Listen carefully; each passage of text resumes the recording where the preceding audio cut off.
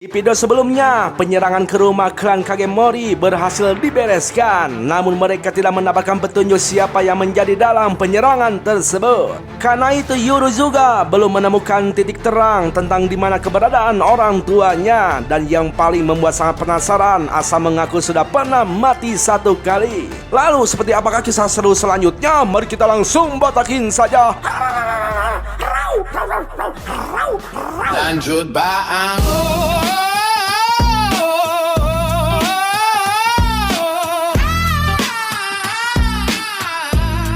Yo, jangan lupa subscribe.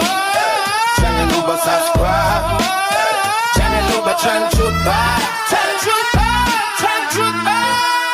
Yo, check it.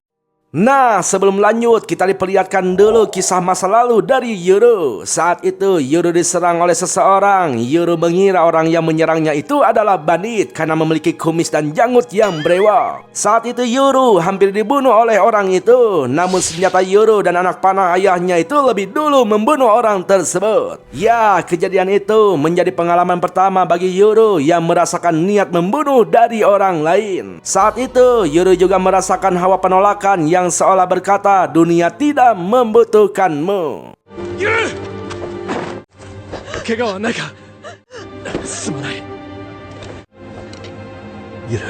Di sana, Yuru tampak sangat ketakutan karena baru pertama kali merasakan niat membunuh. Kata si ayah, Yuru akan mengalami hal tersebut sampai berkali-kali selama Yuru masih hidup. Si ayah mengingatkan kepada Yuru untuk kedepannya jangan beri ampun pada siapapun yang mengincarnya. Nah, setelah si ayah membuang mayat orang itu, si ayah langsung menenangkan Yuru yang mentalnya masih terguncang. Si ayah menyuruh Yuru untuk tarik napas dalam-dalam dan membuangnya perlahan, membuang gejolak batin bersama embusan napas. Karena hati yang goyah bisa berujung maut dan kematian akan datang saat hati sedang goyah. Entah apa alasannya, si ayah meminta Yuru untuk merahasiakan kejadian tersebut kepada penduduk desa. Meski Yuru khawatir teman si bandit itu akan menyerang desa, tapi si ayah meyakinkannya bahwa orang-orang itu tidak akan menyerang desa. いつも通りの態度で過ごせ。平常心だぞ。 Keesokan harinya, Yuru dan si ayah pulang ke desa dan bersikap seperti tidak terjadi apa-apa. Penduduk desa mengaku cemas karena Yuru dan Mine ayahnya Yuru tidak kunjung pulang, termasuk si nenek Yamaha dan Kyokan. Namun Yamaha sempat curiga telah terjadi sesuatu kepada mereka karena di baju Yuru terdapat bercak darah. Tapi untungnya si ayah bisa ngeles bahwa itu adalah darah dari ayam yang dipencit Yuru untuk makan malam. 中にいるよ。よし。みんなで一緒に朝飯食べよう、ゆる。 Setelah itu, mereka menemui Asa dan sang ibu yang bernama Nagisa. Tampak Asa yang masih kecil dan terkurung itu sangat mengkhawatirkan Yuru. Sementara si ayah membisikkan sesuatu pada sang ibu hingga sang ibu menunjukkan raut wajah yang sangat khawatir.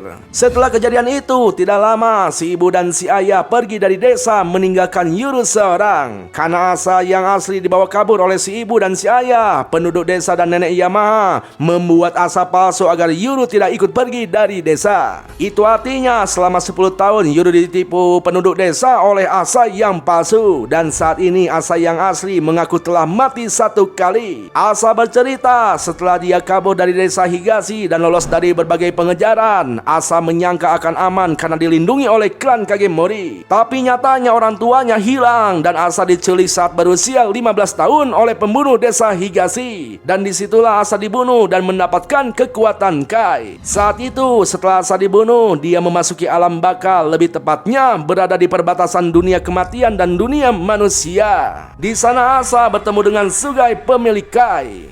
肉が来たな。そなたはとの境目。じゃあここは地獄。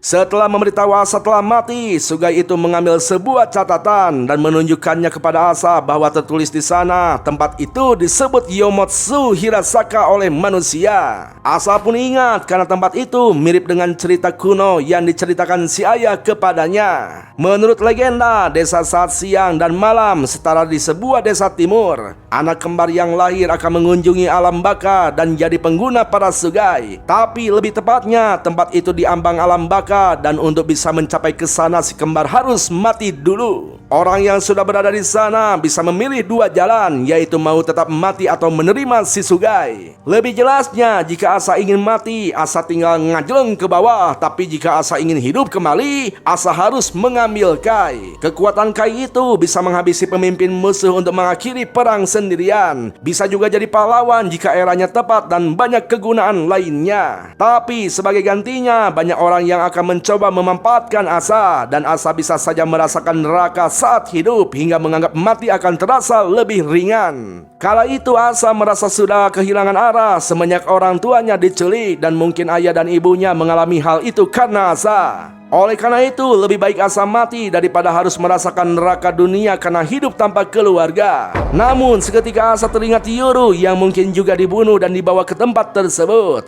Tapi Sugai itu tidak tahu apakah Yuru sudah mati atau masih hidup. Kalaupun Yuru mati, tidak akan datang ke sana tapi ke tempat penyegelan. Akhirnya, demi mengetahui nasib Yuru dan menyelamatkannya, Asa pun memilih untuk hidup kembali dan menerima Kai. 生か死かこのまま死ぬわけにいかない。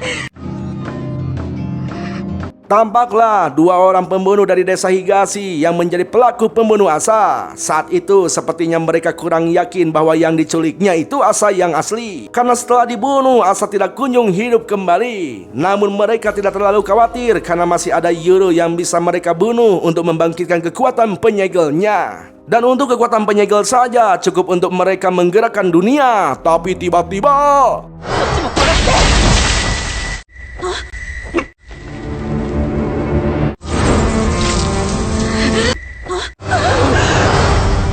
Ya, mendengar keributan di dalam, Gaby akhirnya menemukan Asa dalam keadaan sudah membunuh dua orang itu. Setelah bercerita tentang itu, Asa memberitahu Yuru bahwa sosok adik mungil dan polos yang Yuru kenal sekarang sudah tiada alias sudah berubah. Sementara itu, di kamar, Gaby menemukan boneka jerami, kepala sapi, dan wajah kuda yang langsung dikuburnya. Keesokan harinya, rumah klan Kagemori kedatangan tamu spesial, siapa lagi kalau bukan Dera yang berniat menjemput Yuru. Si botak Akio langsung memberitahu Jin yang sedang bersama Yuru perihal kedatangan Dera. Nah, untuk mengetahui mana yang benar dari kedua belah pihak klan, Yuru meminta Jin untuk membawa Dera masuk ke rumah untuk diriungkeun. Setelah itu, mereka kembali bertemu dengan Asuma yang tidak tahu tragedi semalam karena katanya dia tidur terlalu nyenyak. Jelas saja Jin heran karena dia tahu Asuma memiliki telinga dengan pendengaran yang sangat tajam. Selain itu, Hagure juga baru tahu di rumahnya terjadi penyerangan. Hagure tambah kaget setelah tahu Yuru ada di sana bersama dua Sugai miliknya yang sangar. Tak lama mereka keluar. Tampaklah mobil Master Botak datang dan yang sangat mengejutkan, dia membawa Dera di mobilnya. 田寺龍です。そいつは Lalu Master Botak mengenalkan dirinya bernama Gonzo, sang kepala klan Kagemori kepada Yuru. Jin yang melihat Dera dari klan Tadera yang merupakan abdi desa Higashi merasa sangat heran kenapa dia bisa datang dengan sangat santai ke wilayah musuh. Yuru pun merasakan dari tadi itu Jin dan Gonzo memancarkan niat membunuh kepada Dera. Nah, karena sudah tahu cerita dari asal, lantas Yuru menanyakan kepada Dera apakah benar Yuru bisa mendapatkan kekuatan penyegelan jika dia mati. Dera mengaku tidak tahu detailnya, hanya tahu sedikit soal legenda desa itu. Tapi yang jelas jika Yuru tahu dia punya nyawa cadangan, pasti Yuru akan jadi lebih nekat dan pemikiran itu menurut Dera sangatlah berbahaya. Apalagi bila terjadi yang berhubungan dengan adik tersayangnya, Yuru pasti rela melakukan apa saja untuknya. Selain itu, Agus mengingatkan belum tentu juga Yuru bisa hidup kembali setelah mati karena 400 tahun yang lalu pernah kejadian pada si kembar. Salah satu dari si kembar itu tidak hidup kembali. Jadi tidak menutup kemungkinan kejadian itu bisa juga terjadi kepada Yuru. Nah, karena rasanya kurang pas membahas hal-hal berat seperti itu sambil berdiri gitu ya, Gonzo pun mengajak mereka untuk ngaliwet biar enak ngobrolnya karena solusi dari semua masalah itu adalah sangu. ありがたいです。朝げの準備を。兄様とご飯食べれる。 Setelah berada di dalam, Gonzo nampak bingung mau makan bersama di mana karena aula besar sudah hancur berantakan. Namun mereka tidak terlalu khawatir karena ada Hagure yang bisa membereskan masalah tersebut.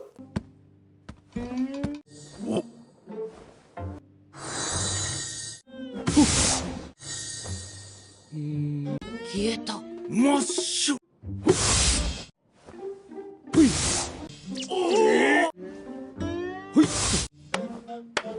ほいほいで朝ごはんが食べられるね。 Ya, dengan sugainya si hitam dan si putih, Hagure bisa membuat sesuatu yang rusak utuh kembali. Si putih digunakan Hagure untuk memperbaiki apa saja yang diinginkan, lalu digambar ulang oleh si hitam sebagai tintanya. Sugai itu sangat cocok dengan Hagure yang seorang mangaka atau penulis manga. Dera juga mengaku pernah melihat nama A.A. Hagure dicantumkan di film sebagai kreator asli. Sebenarnya nama aslinya adalah Hikaru, nama Hagure hanyalah nama panggung. Karena menurutnya keluarga Kagemori selalu melakukan hal-hal yang cukup kejam, jadi ia menutupi identitasnya agar tidak memicu kontroversi. Dan ternyata Hagure, Jin dan Asuma adalah 3 bersaudara, namun beda bibit alias beda ibu kandung. Hagure adalah anak pertama, Asuma tengah, dan Jin yang paling bungsu namun mukanya yang paling boros. Yuru pun sontak kaget karena tidak menyangka Jin yang sudah kumisan umurnya paling muda dari mereka bertiga. Hal itu membuktikan bahwa yang berkumis itu tidak selalu tua. Ingat itu. Siapang, siapang. Ya, kata Asuma, sebagai anak tertua, Hagure adalah calon kepala klan berikutnya. Namun Hagure menyangkalnya, dia tidak mau menjadi kepala klan yang mencurigakan itu. Hagure hanya ingin hidup damai dengan menggambar manganya. Lalu Dera menunjukkan bagian tiang aula yang diperbaiki, warnanya menjadi monokrom. Hagure pun beralasan nanti juga warnanya akan meresap dan menjadi normal kembali, padahal 丈夫？大丈夫大丈夫。柱のディテールが甘かった。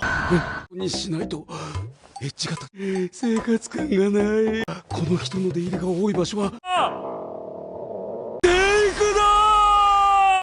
先に朝食にしましょうよ。 Nah, setelah semuanya selesai, mereka sudah siap untuk makan. Karena kata Master Gonjo, mereka adalah klan pendatang baru, jadi tidak masalah menentukan urutan tempat duduk, tradisi, atau etika yang lainnya. Yuru terlihat terkejut melihat para tuyul dan jenglot yang menyiapkan tempat duduk dan hidangan untuk mereka.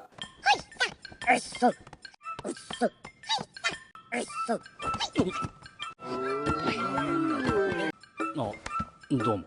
私たちは人のものを食わんが。客人なのでな。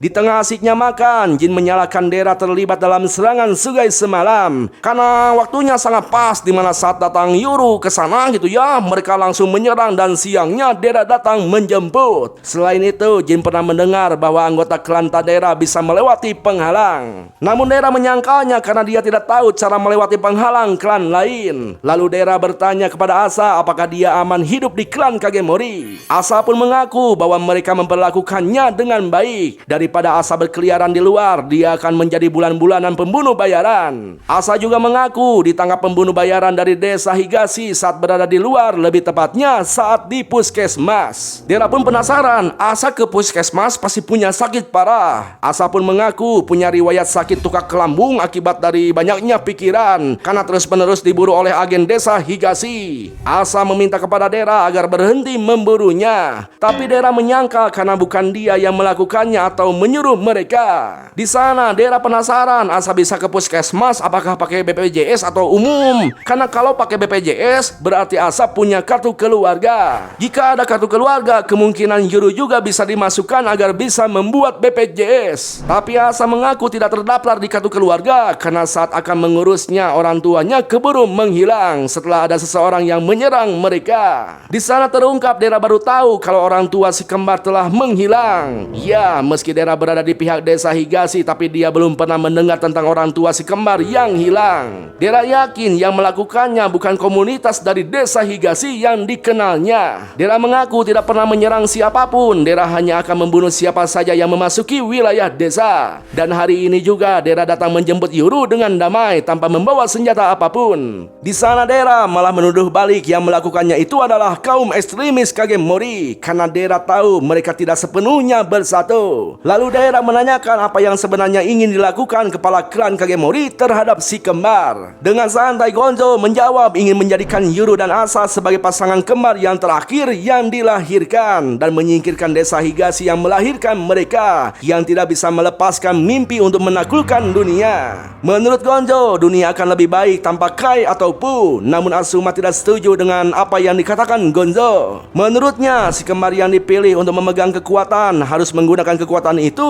untuk memerintah dunia dengan damai. Desa yang melahirkan kekuatan tersebut juga tidak harus dihancurkan. Keberadaan si kembar juga seharusnya tidak disangkal, asal mereka berada di bawah kendali organisasi yang layak atau klan yang terpercaya. Mendengar hal tersebut, Yuru pun langsung menyatakan bahwa si kembar tidak bisa dikendalikan oleh siapapun. Yuru juga tidak terima jika dia dan Asa disalahkan dan harus hidup terus tersembunyi. Mau itu klan Kagemori atau desa Higashi, semuanya sama. Yuru menegaskan tidak akan lari atau sembunyi, dan bagi siapa saya yang ingin memenggal Yuru atau apapun itu, Yuru akan menghadapinya. Yuru yakin mereka hanya akan kalah dan diperas informasinya jika berani kepada Yuru. いやお前さただし Sontak Asa langsung komplain karena dia kecewa dengan apa yang dikatakan Yuru. Menurutnya, Yuru bisa bilang begitu karena belum pernah merasakan semengerikan apa dikejar-kejar oleh pembunuh. Asa tidak ingin Yuru mengalami hal tersebut, oleh karena itu Asa menasehatinya agar Yuru tetap sembunyi. Asa pun meminta Agus dan Lilis untuk ikut menasehatinya, namun mereka tidak bisa berbuat apa-apa karena sebagai Sugai, mereka harus mematuhi tuannya. Gebi juga setuju kepada Yuru karena itu membuktikan bahwa Yuru siap berbagi beban dengan Asa.